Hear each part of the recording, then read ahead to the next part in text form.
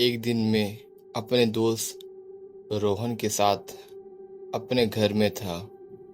मेरी mummy papa कुछ काम से बाहर गए हुए थे। हम दोनों टीवी देख रहे थे। रात के 12 बज रहे थे। तभी अचानक से बारिश शुरू हो गई और लाइट भी चली गई। अब हम बोर हो रहे थे। हमने सोचा क्यों ना अब सो जाए और कुछ देर बाद हमें नींद आ गई। कुछ देर के बाद अचानक से किचन से कुछ आवाज आई और मेरी नींद खुल गई। मैंने किचन में जाकर देखा तो वहाँ कोई नहीं था। मैंने सोचा हवा के झोंके से बर्तन गिर गए होंगे और ये सोचकर मैं वापस सो गया। अब कुछ देर बाद फिर आवाज आई, लेकिन बर्तन गिरने की नहीं, किसी के रोने की। अब मुझे डर लगने लगा। मैंने रोहन को जगाया और सारी बात सुनाई। फिर रोहन ने बोला, चल किचन में मैं देखता हूँ कौन है। ये कहकर मैं रोहन के साथ किचन में गया। हमने देखा वहाँ फिर कोई नहीं था।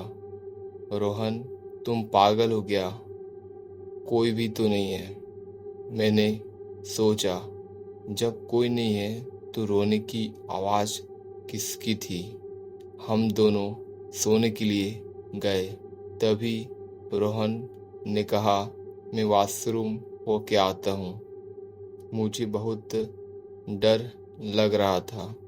मैंने कहा, ठीक है। यह कहकर मैं सोने गया। रोहन को गए 5 मिनट हो गया। मैंने सोचा अब तक रोहन क्यों नहीं आया। मैंने सोचा कि कोई बात नहीं, थोड़ी देर में आ जाएगा। यह सोचकर मैं सो गया।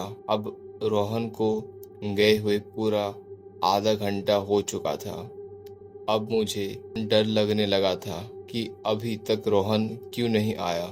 अब मैं रोहन को बुलाने वॉशरूम के बाहर गया और वॉशरूम के दरवाज़ा खटखटाया। मैंने बहुत देर तक दरवाज़ा खटखटाया, पर अंदर के सन्नाटे में ऐसा लग रहा था कि अंदर कोई नहीं है। मैं दरवाज़ा खोलने की कोशिश में लग गया और फिर कुछ देर के बाद दरवाज़ा खुल गया और जब मैं अंदर गया तो मैंने वही पाया जो मैं सोच रहा था। अंदर कोई भी नहीं था।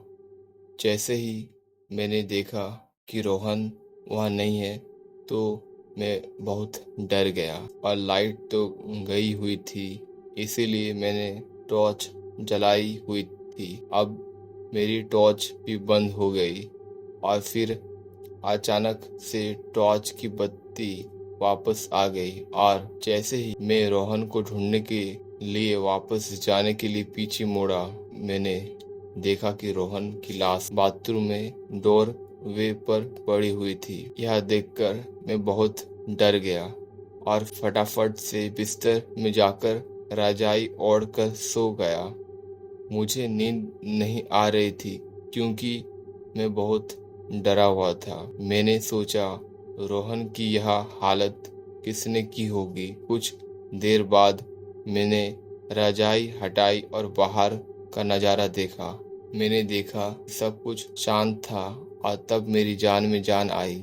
लेकिन जैसे ही मैंने रजाई ओढ़ी, मैंने देखा कि रोहन मेरे सामने खून से भरा हुआ था, मेरी तरफ देख रहा था।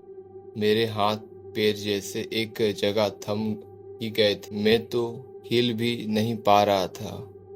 रोहन का मुंह पहले नीचे हो रहा था, इसीलिए उसका मुंह दिख नहीं पा रहा था और अचानक से रोहन ने अपना मुंह ऊपर किया तो पता लगा कि रोहन की बॉडी पर कितनी चुड़ैल की मुंह लगा हुआ है, जो कुछ इस तरह दिख रहा है। वह दृश्य देखकर मैं बेहोश हो गया और अगली सुबह जब मैं उठा, मैं सही सलामत अपने घर में था। मेरे कमरे का दरवाजा खुला और सामने का दृश्य देखकर मेरी तो आंखें फटी की फटी रह गई। रोहन मेरे लिए चाय लेकर आ रहा था और कह रहा था, आज तो बहुत सोया और तू रात में वॉशरूम में बेहोश पड़ा था।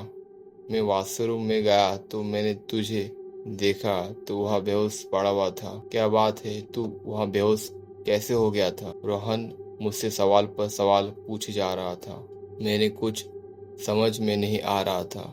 मैंने उसे सारी बात सुनाई तो उसने कहा, मैं तो घर से बाहर आ गया था क्योंकि मेरा एक फ़ोन कॉल आ गया था। अब जब मैं सोने गया तो मैंने तुझे वहाँ नहीं पाया। मैं तुझे ढूंढते ढूंढते वॉशरूम में आ पहुंचा तो देखा कि तू वहाँ बेहोश पड़ा था।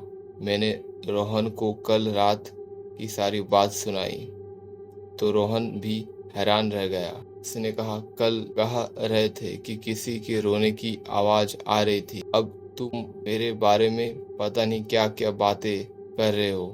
मुझे लग रहा है कि तुम्हारा दिमाग ठिकाने नहीं है। रोहन मेरी बात बकवास समझ रहा था, वहां से चला गया। सवाल के हथौड़े मेरे दिमाग को बुरी तरह से तोड़ा जा रहे। कुछ ना कुछ तो था जो समझ में नहीं आ रहा था। अभी मेरे दोस्त चिंटू का फोन आया और उसने मुझे शाम को अपने बर्थडे पार्टी के लिए इनवाइट किया। मन तो किया कि मना कर दूं और दोस्त का दबाव था तो मुझे जाना पड़ा। पार्टी देखकर थोड़ा थोड़ा मन को अच्छा लग रहा था, लेकिन तभी वहाँ मैं क्या देखता हूँ कि चिंटू बहुत सारे मुखौटे लेकर आ गया और कहने लगा, आज की थीम हॉरर है भाई, सबको यहाँ मुखौटे लगाने हैं, भूत का और अजीब अजीब तरह के डरावने डरावने मास्क। मैंने मना किया लेकिन मेरी बात किसी ने नहीं सुनी और जैसे कि तथा सभी ने अजीब अजीब डरावने मुखौटे पहन लिए और केक कट गया। उसके बाद म्यूजिक बजने लगा, लाइट थोड़ा कम हो गया, रंग बेरंगी चमकीली डिस्को लाइट चालू हो गया और हम डांस करने लगे। तभी उस हल्की हल्की रोशनी पर मेरे कंधे पर एक हाथ आया और जैसे ही मैंने मुड़कर देखा तो मेरी आवाज मेरी हालत में अटक गई, क्योंकि मैंने देखा कि वही चेहरा जिसे देखकर मैं कल रात बेहोश हो गया, वही मेरे सामने खड़ा था।